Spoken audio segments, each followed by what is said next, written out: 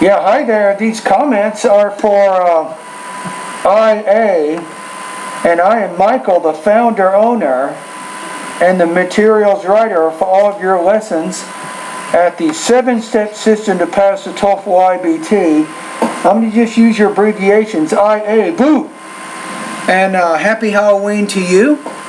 And what I want to do right now, I'm going to go ahead and listen to your independent speaking practice test here. Can I have some paper? One piece? So I'm going to go ahead and listen to what you said.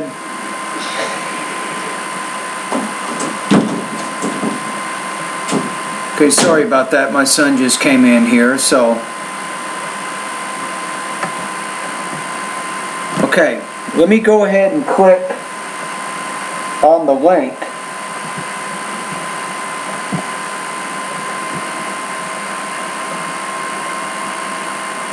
So I can hear your practice test.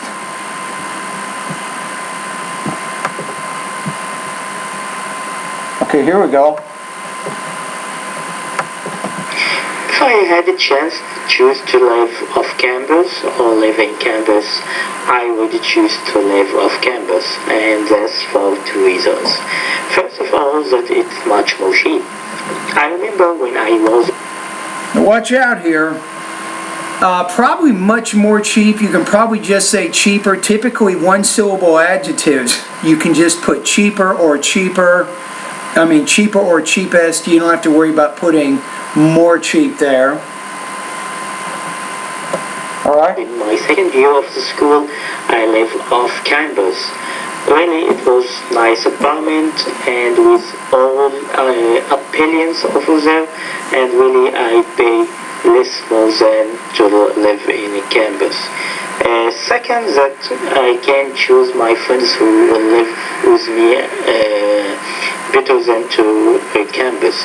I remember in my first year, really, they brought me with a silly friend, and it was so bad experiment.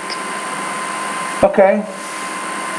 Now let's listen to it one more time and go just a bit slower, and I'll take a look at the different parts of your response, looking at the introduction, the body, and also the conclusion. If I had a chance to choose to live off campus or live in campus, I would choose to live off campus, and that's for 2 reasons. Now instead of saying for 2 reasons, try to have a more specific, more sharply focused topic statement in the beginning that actually includes maybe 2 supporting points around which you can organize the body of your response. I think that's going to be very helpful for you. Now wait a minute, you can go to speaking lesson number 2 to learn more about how to create more sharply focused topic statements. Well, that it's much more cheap. I remember when I was in my class for 2 reasons. First of all, that it's much more cheap. First of all, that it is much more cheap. No, that's very basic grammar. Why not use a gerund? Why not say, first of all, living in dorms or living in apartments is cheaper than the alternative, right? So starting, that is more cheap. That's not going to work very well. I remember when I was in my second year of the school, I lived off campus. Really, it was nice apartment and with all appearance over there, and really I pay less more than to live in a campus.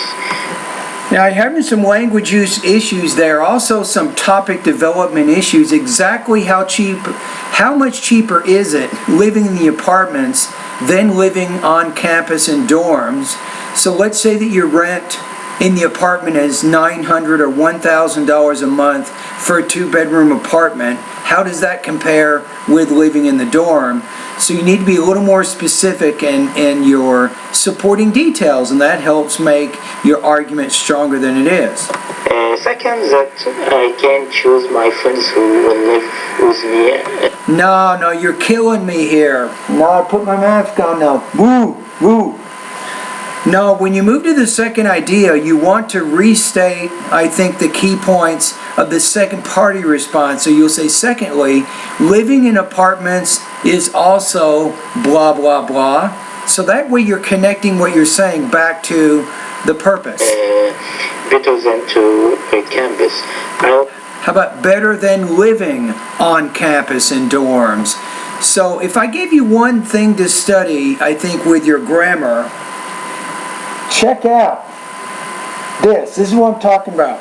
I think gerunds and infinitives. I think if you study gerunds and infinitives in the grammar part of my course, that's going to give you a little bit more advanced structure. You have a little bit better control, I think, over your language use. Again, gerunds and infinitives. Remember in my first year, really, they got me with a silly friend, and it was so bad experiment.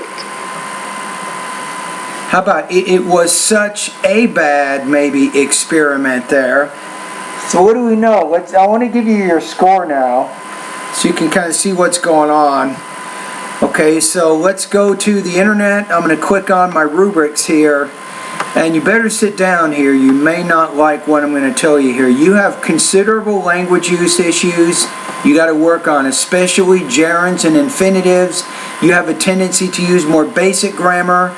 Also, if you study in the grammar part of my course, study the lessons focusing on adjective clauses, noun clauses, and even adverb clauses. I think that is going to be important for you. It really is. Trust me. Now, the other thing is your topic development. You need a more coherent, more coherently organized response. If you study Speaking Lesson 2, Speaking Lesson 7, you can get some tips on how to do that. You have some delivery issues, but I'm not going to worry too much about that right now. You need to worry about the language use and topic development issues.